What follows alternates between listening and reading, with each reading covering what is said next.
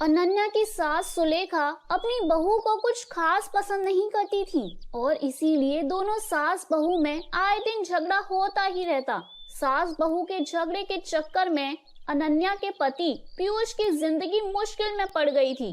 बेचारा बार बार माँ और बीवी के झगड़े को सुलझाता ही रहता, लेकिन दोनों समझने का नाम ही नहीं लेती। वैसे तो सब कुछ ठीक ठाक चल रहा था, लेकिन एक दिन अनन्या और सुलेखा के बीच जोरदार झगड़ा हुआ और बात कुछ इस तरह थी।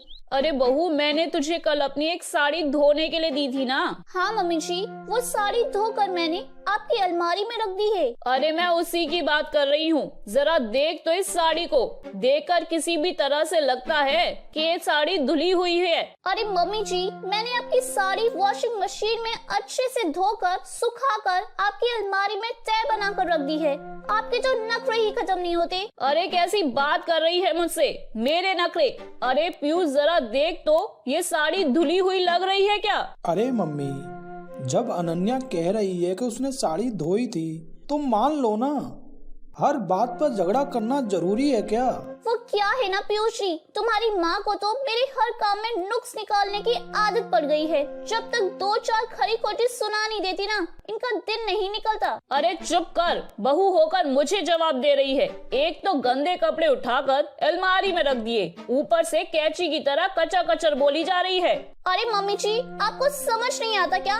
मैंने साड़ी धोकर रखी थी। अरे तो फिर इतनी गंदी क्यों लग रही है? अब मुझे क्या पता मम्मी जी, आप इस पर इस तरह तेल घी के चिकने दाग लगा कर लाएंगी तो मेरी जिम्मेदारी थोड़ी ना है। अरे तो हाथ से धोना चाहिए था ना। अरे मैं आपकी बहू हूँ, कोई नौकरानी नहीं जो एक एक कपड़ा रगड़ रगड़ कर हाथ से धोऊं। आपको पहनी है तो पहनिए, वरना रख दीजिए। अरे तुझे तो मैं अच्छी तरह बताऊंगी, मुझसे जुबान लड़ाती है।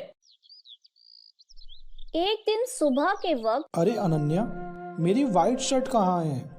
आज ऑफिस में बहुत बड़ा प्रेजेंटेशन है और मुझे वो व्हाइट शर्ट पहनकर जाना है। मुझे पता है, आपने मुझे 2 दिन पहले बता दिया था और आपकी शर्ट मैंने धोकर आयरन करके अलमारी में लगा दी है। जाइए वहाँ से ले लीजिए। अरे अनन्या, ये क्या किया तुमने? देखो, शर्ट पर लिपस्टिक का दाग है और ये एक जगह से जल भी गई है। नहीं नहीं पीयूष, ऐसा नहीं हो सकता। मैंने तो आपकी शर्ट ठीक से आयरन करके अलमारी में लगाई थी। तो फिर ये जल कैसे गई? अपने आप अलमारी में लटके लटके थोड़ी ना जल जाएगी। पर पीयूष, मुझे अच्छी तरह याद है। देखो, अपनी गलती को छुपाने की कोशिश मत करो। अगर शर्ट जल भी गई थी तो तुम्हें बताना चाहिए था ना। मैं नई शर्ट ले आता। एंड वक्त पर शर्ट कहाँ से लेकर आऊं? इतना इम्पोर्टेंट प्रेजेंटेशन था, सब खराब हो जाएगा। अरे बेटा, क्यों परेशान होता है? देख, मैंने तेरे लिए पहले से ही एक व्हाइट शर्ट ला कर रखी है। लेकिन मम्मी, आप मेरे लिए व्हाइट शर्ट क्यों लेकर आई? अरे मुझे पता था बेटा, तेरी प्रेजेंटेशन होने वाली है और अपनी इस बहू पर तो मुझे बिल्कुल भी भरोसा नहीं है। क्या पता मेरी साड़ी की तरह तेरी शर्ट भी गंदी रख दी हो। और देख, वही हुआ। अब बेटा तू सारी टेंशन छोड़ और ये नई शर्ट पहन कर जा। ओह थैंक यू मम्मी, आज तो आपने बचा लिया मुझे। कुछ दिनों के बाद। अरे अनन्या, जानती हो ऑफिस में जो मेरा दोस्त है अजीत, आज उसका बर्थडे है और उसे तुम्हारे हाथ का स्ट्रॉबेरी केक बहुत पसंद है। थोड़ा सा बनाकर टिफिन में रख दो ना प्लीज। हाँ हाँ, क्यों नहीं, मैं बहुत अच्छा केक बनाकर आपके दोस्त के लिए रख दूंगी। तुम्हारे हाथ का खाना खाकर तो वैसे ही मेरे ऑफिस के सारे लोग इतनी तारीफ करते हैं, क्या बताऊं। अब प्लीज एक अच्छा सा केक और बना दो, मेरी तो ऑफिस में शान ही बढ़ जाएगी। अनन्या केक बनाने के लिए रख देती है। सुलेखा चुपचाप जाकर उस पर ढेर सारा नमक डाल देती है।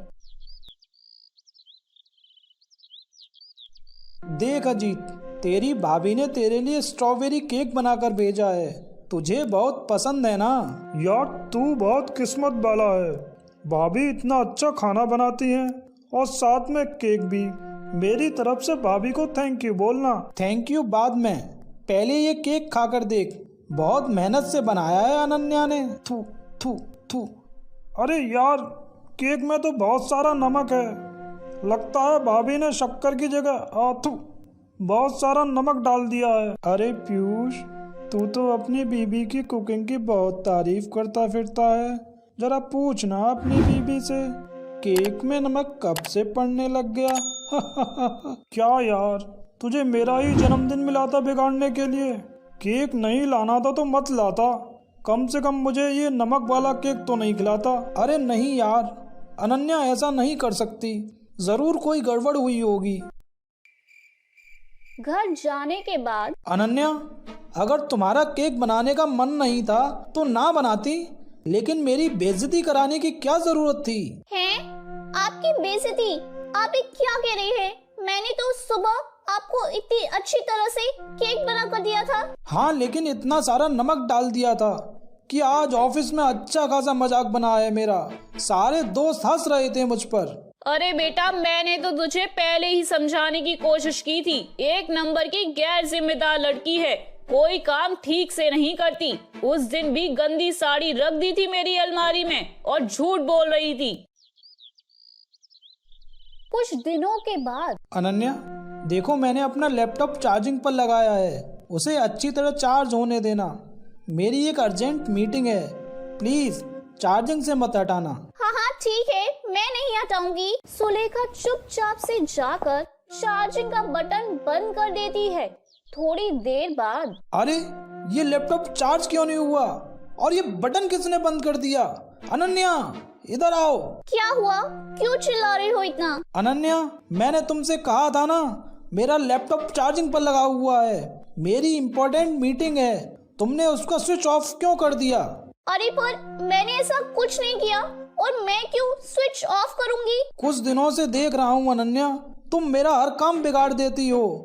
ये अच्छी बात नहीं है। कम से कम तुम्हें इस बात का ध्यान रखना चाहिए था कि मेरी कितनी इम्पोर्टेंट मीटिंग थी। अब क्या करूं मैं?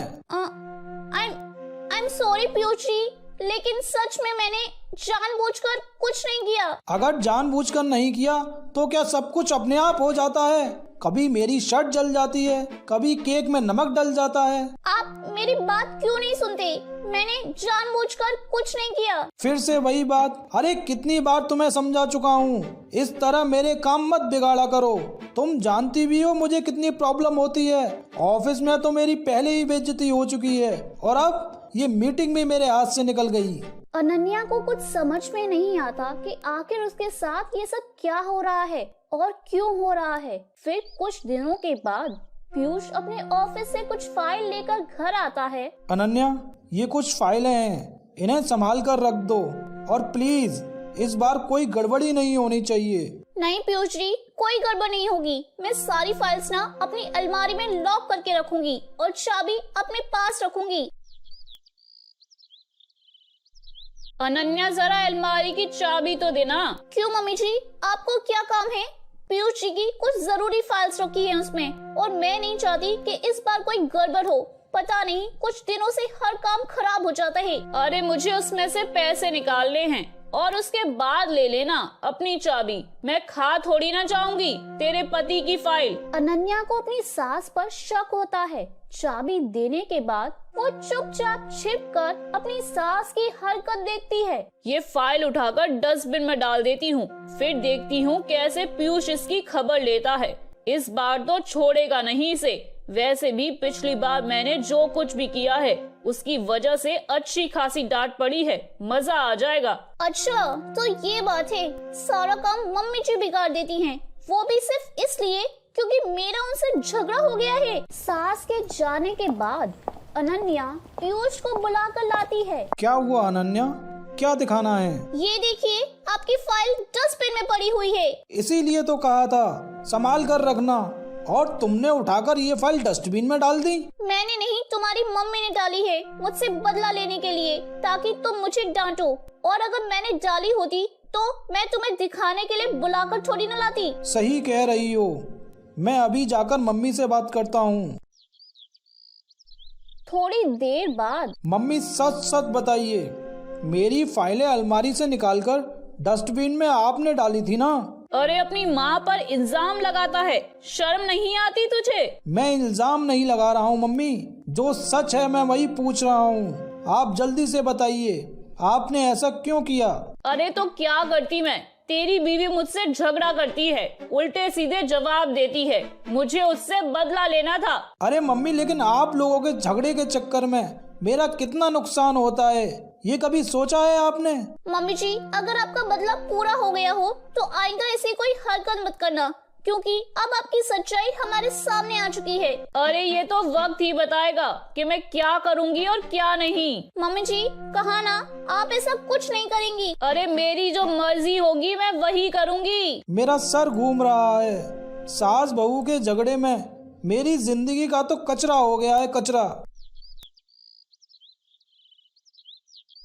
तो मेरे प्यारे दोस्तों, कैसी लगी आपको मेरी ये कहानी? मुझे कमेंट करके जरूर बताएं और अपने दोस्तों के साथ शेयर करें। अगर आपने मेरे चैनल को अभी तक सब्सक्राइब नहीं किया है तो नीचे वाले बेल आइकन को दबाकर सब्सक्राइब कर लें। तो मिलती हूँ मैं आप सभी से फिर एक नई कहानी के साथ। तब तक आप अपना ध्यान रखिए। बाय बाय दोस्तों।